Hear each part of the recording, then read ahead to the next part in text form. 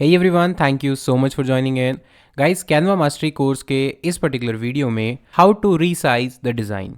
Resize का मतलब कि हमें लेट्स सपोज हमने कोई भी एक डिज़ाइनिंग प्रोजेक्ट बनाया, लेट्स से कि कुछ इस तरह का हमने एक पोस्टर बनाया और हम चाहते हैं कि अब ये पूरा का पूरा जो डिज़ाइन है इसको हम रीसाइज कर दें, हम किसी और साइज़ में इसको कन्वर्ट कर दें। अभी इसकी साइज़ है 1920 पिक्सल इंटू 1080 पिक्सल, लेकिन फॉर सम रीजंस हम चाहते हैं कि इस पूरे डिज़ाइन को हम रीसाइज कर दें और जो हमारा ये साइज़ है इसे चेंज हो जाए।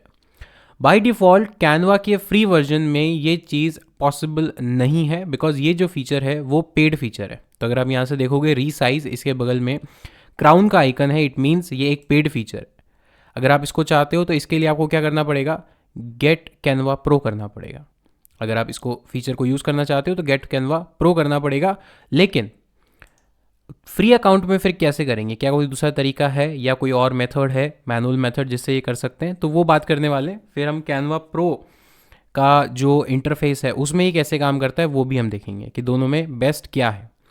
तो लेट्स से कि मुझे एक नया डिज़ाइन, नया साइज़ लेना है, तो पहले मैं जाऊँगा होम स्क्रीन पर और यहाँ पर लेट्स से कि मुझे इंस्टाग्राम पोस्ट में इसको कन्वर्ट करना है, यानी ये साइज़ में कन्वर्ट करना है। तो मैंने इसको क्लिक किया, क्लिक करने से ये ओपन हुआ मेरे पास। तो अब आप दोनों साइज़ में डिफरेंस देख सकते हैं। ये जो है ये स्क्वायर साइज़ है, ये वाला जो स्क्वायर साइज़ है नया वाला, और ये जो साइज़ था ये एक रेक्टेंगल साइज़ था जिसकी विड्थ ज़्यादा थी और हाइट कम थी, लेकिन इसमें हाइट और विड्थ बराबर है। अब बात करते हैं कि अगर इस साइज़ को, इस डिज़ाइन को रीसाइज़ करना है तो इस पर क्लिक किया, इस पेज को सेलेक्ट किया। आपको अपने कंप्यूटर पर कंट्रोल ए और अगर आप मैक में है तो कमांड ए प्रेस करना है। और अगर आप देखेंगे तो सारे एलिमेंट सेलेक्ट हो गए, ये देखिए सब पे बॉर्डर आ गया, सेलेक्ट हो गए। कंट्रोल ए दबाने के बाद अब आपको कंट्रोल सी प्रेस करना है या राइट क्लिक करके कॉपी भी कर सकते हैं। कॉपी करने के बाद नए वाले साइज़ में आएंगे यहाँ पर, या तो आप कंट्रोल वी कर सकते हैं या राइट क्लिक करके पेस्ट कर सकते हैं। तो यहाँ से राइट क्लिक करके मैंने पेस्ट कर दिया और यहाँ पे अगर ऐसा कोई नोटिफिकेशन आएगा तो उसको अलाउ कर दो। जैसे ही मैंने किया तो आप देखोगे यहाँ पर ये जो सारे एलिमेंट है वो आ गए, ठीक है। बैकग्राउंड कलर जो है वो नहीं आया, तो बैकग्राउंड कलर के लिए वापस जाऊँगा, पेज को सेलेक्ट करूँगा, यहाँ से कलर, बैकग्राउंड कलर को सेलेक्ट करूँगा, यहाँ से ऐड न्यू कलर पे क्लिक करूँगा और ये जो कोड है इसको यहाँ से कॉपी कर लूँगा। मैं आने वाली वीडियोज़ में बताऊँगा कि ये मैंने कैसे किया और क्यों किया। और यहाँ पर आकर पेज सेलेक्ट करूँगा, कलर पे क्लिक करूँगा, ऐड न्यू कलर और यहाँ पे उसको पेस्ट कर दूँगा। तो बैकग्राउंड कलर भी मेरे पास आ गया।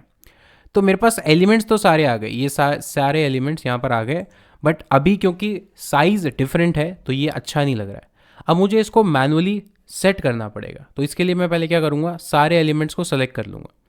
तो जैसे मैंने माउस का लेफ्ट क्लिक प्रेस किया और इस तरह से मैंने सारे एलिमेंट्स को सेलेक्ट कर लिया, या फिर आप कंट्रोल ए भी प्रेस कर सकते हैं। और यहाँ पे कॉर्नर से अब मैं इसको रिसाइज करूँगा, तो थोड़ा छोटा कर देता हूँ और पकड़ के बीचों बीच ले आता हूँ, कुछ इस तरह से, ठीक है। और यहाँ से छोड़ देता हूँ, तो अब थोड़ा बेटर है, लेकिन अभी भी पूरी तरह से सही नहीं हुआ है। तो ये जो है इसको थोड़ा बड़ा करना पड़ेगा। तो इसको अगेन लेफ़्ट साइड से कॉर्नर से पकड़ा और थोड़ा बड़ा किया, क्योंकि अब साइज़ अलग है। ये मैनुअल है, ये फ्री वर्जन में आपको मैनुअली करना पड़ेगा। यहाँ से भी इसको मैंने पकड़ा और इसको यहाँ से पकड़ा, इसको थोड़ा सा बड़ा कर देते हैं, ठीक है। और ये पीछे वाला जो है इसको आप ऊपर लेंगे, तो इसको थोड़ा सा लेफ़्ट में ले आते हैं, पहले नीचे ले आते हैं सो दैट ये ओवरराइड ना करे, और इसको भी थोड़ा नीचे ले आते हैं। अब इस पूरे को इस तरह से सिलेक्ट करूँगा, थोड़ा बड़ा करते हैं इसको, थोड़ा बड़ा करते हैं और थोड़ा ऊपर सेट करते हैं बीच में, कुछ इस तरह से। अब वापस इस शेप को यहाँ ले आऊँगा। अब ये बड़ा लग रहा है तो छोटा कर दूँगा। ये सारा काम मैनुअल करना पड़ेगा, कुछ भी ऑटोमेटिक नहीं होगा। पीछे वाले को थोड़ा और ऊपर ले सकते हैं, तो वापस इसको सेलेक्ट किया, थोड़ा और ऊपर ले जाते हैं और इसको यहाँ से यहाँ पे सेट कर देते हैं और थोड़ा छोटा कर देते हैं, ठीक है। और ये वाला जो बॉक्स है इसको यहाँ से उठा के यहाँ पे लगा देते हैं। तो पहले जो ओरिजिनल डिज़ाइन था वो कुछ ऐसा था, क्योंकि इसकी साइज़, हाइट, विड्थ अलग थी, और ये जो नया डिज़ाइन है इसकी साइज़, हाइट, विड्थ अलग है।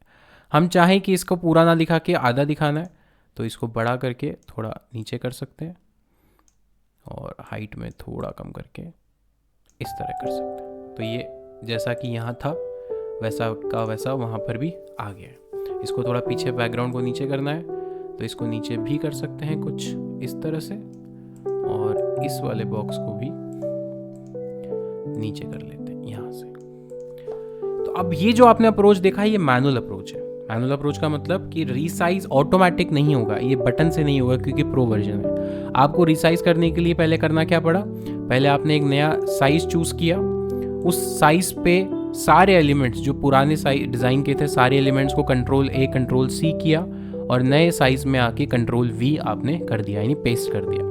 और फिर अब उस साइज़ के अकॉर्डिंग, नए साइज़ के अकॉर्डिंग मैनुअली आप हर एक एलिमेंट को एडजस्ट कर रहे हैं, और इसी तरह से आपका जो पुराना डिज़ाइन था जो कि अलग साइज़ में था वो अब एक नए साइज़ में आपने कन्वर्ट कर दिया है, बट आपको सारा काम मैनुअली करना पड़ेगा।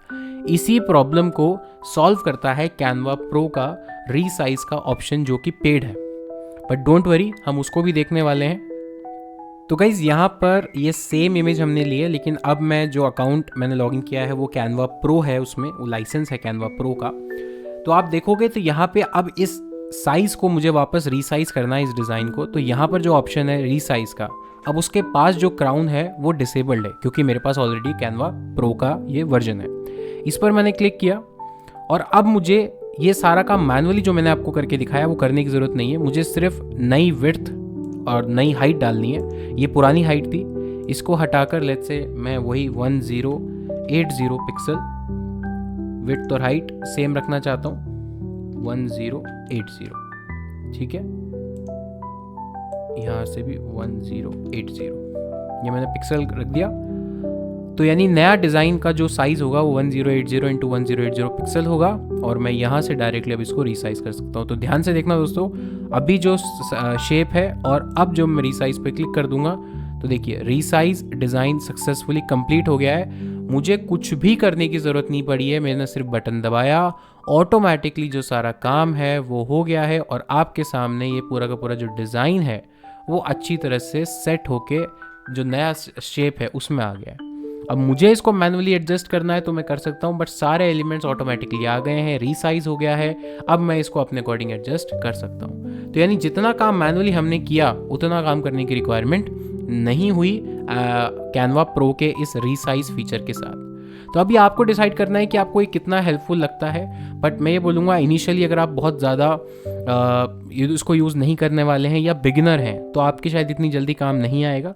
तो आप अभी के लिए मैनुअल वाला जो प्रोसेस है उसको यूज़ कर सकते हैं, और अभी के लिए कैनवा प्रो को अवॉइड कर सकते हैं। मैं ये नहीं कह रहा हूँ कि मत लो, आपको लग रहा है कि अभी तक जो वीडियोस आपने देखी हैं उसके अकॉर्डिंग आपको बहुत ज़्यादा यूज़फुल लग रहा है, बहुत अच्छे फीचर्स हैं, तो आप ले सकते हो, कोई प्रॉब्लम नहीं है।